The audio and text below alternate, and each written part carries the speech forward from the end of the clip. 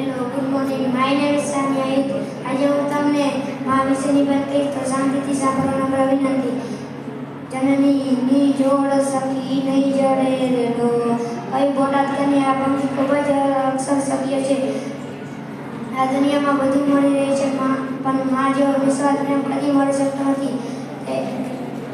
ઈશ્વર દરેક જગ્યાએ પહોંચી શકતા નથી, તેથી તેને પૃથ્વી પર માનું સર્જન કર્યું છે.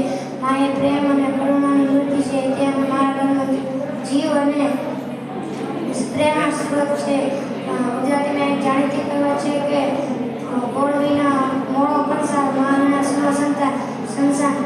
જેમ ગોળ વગર મિષ્ટાનમાં મીઠાશ નથી આવતી, તેમ માતા વગર ઘર અને જીવન મને અધૂરું લાગે છે. માતા એ સવારમાં ઉઠીને દરેકની જરૂરિયાતોનું ધ્યાન રાખે છે.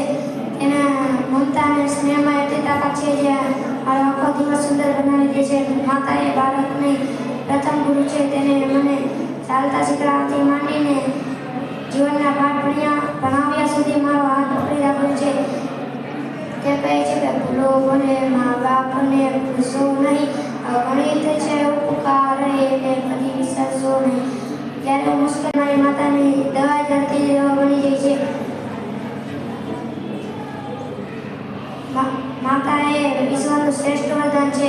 તેના આશીર્વાદમાં એટલી તાકાત છે જે આપણે ગમે તેવી મુશ્કેલીના સમયમાંથી આપણને બહાર કાઢી લાવે છે. અંતે હું એટલું જ કહીશ કે મા તે મા, બીજા વગડાના વા. હું મારા માતાને બહુ પ્રેમ કરું છું અને સન્માન કરું છું. જય હિન્દ, જય ભારત.